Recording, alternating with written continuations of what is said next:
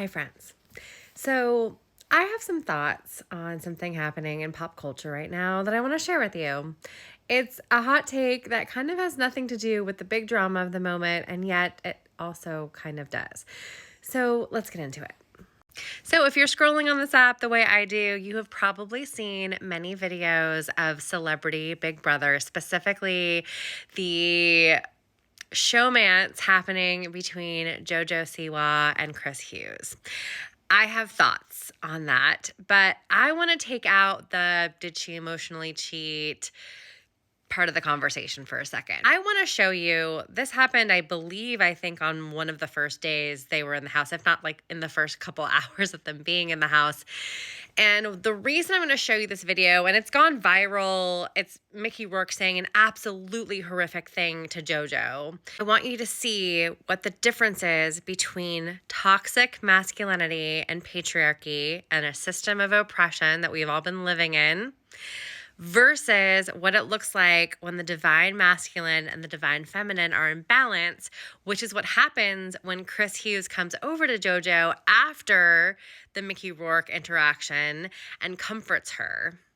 Now, I want to say something because I think we get lost in gender, sexuality. The divine feminine and divine masculine lives in every single person. No matter your gender, no matter your sexuality, you have divine feminine and you have divine masculine inside of you. Part of what patriarchy, this oppressive system, has done is it has created an imbalance inside of each one of us, where the majority of us do not have balance between our divine masculine and divine feminine. And part of what it looks like for us to tear these oppressive systems down is to start with ourselves, right? So here are the different traits. So the divine feminine and divine masculine. So divine masculine, assertiveness, focus, confidence, action taking, discipline, strength, leadership, courage. The divine feminine, sensitivity, nurturing, compassion, intuition, creativity, emotional strength, openness, receiving. You need to find your balance. It's a yin yang, right? We all have all of these traits inside of all of us.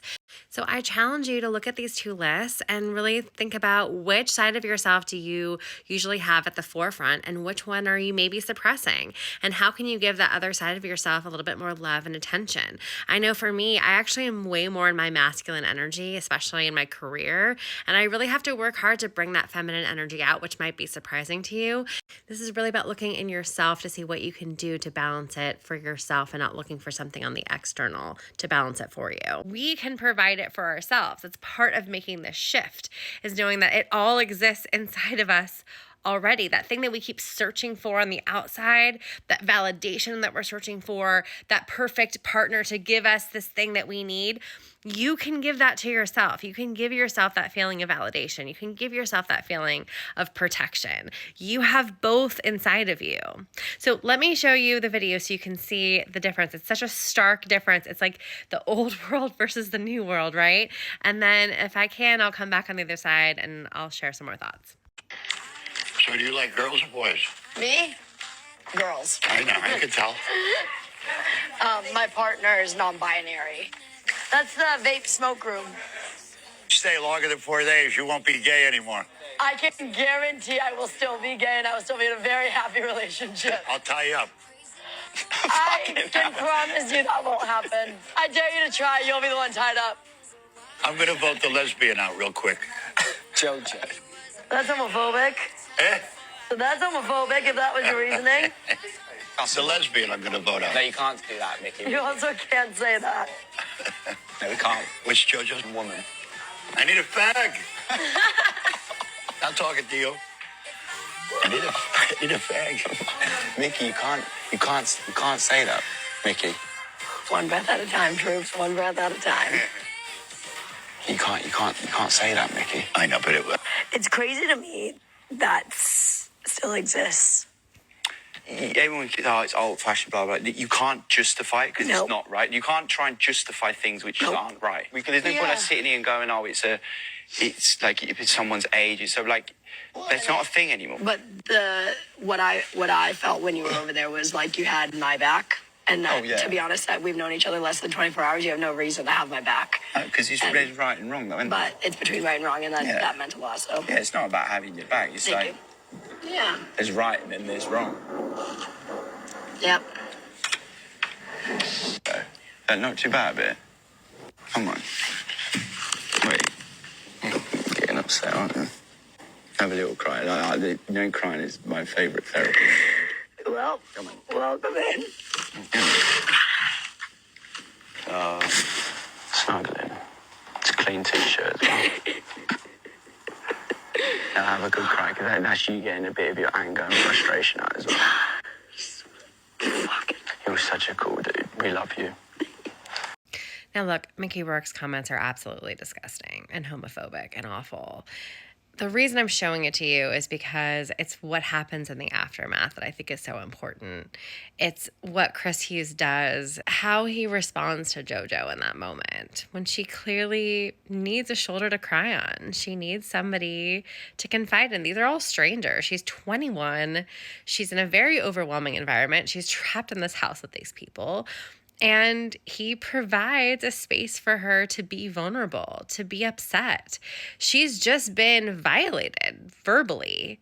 And he provides a safe space for her to feel her feelings. I do actually think the relationship that developed between JoJo and Chris was legit. I think it was real. I think there was a real love that developed between them. What's going to happen with that? I don't know. I know she's broken up with her partner and she wants to explore her feelings. I think she's realizing, JoJo has been kind of in two extremes, right? When she was growing up in the dance mom's world, she was sort of forced into a very extreme version of her divine feminine. And then I think she got some freedom and swung into the other direction and was exploring her divine masculine. And now I think she wants to figure out who she is and maybe how to balance those two parts of herself. And I think this experience, being away from her mom, from her management team, from a lot of the pressures of celebrity, from social media, I think it finally allowed her to really explore who she is. And I think Chris provided this divine masculine space where she felt open and free and comfortable to just get to explore who she is. So I'm not saying that they are forever perfect match. She's 21. She has a lot of learning and growing to do.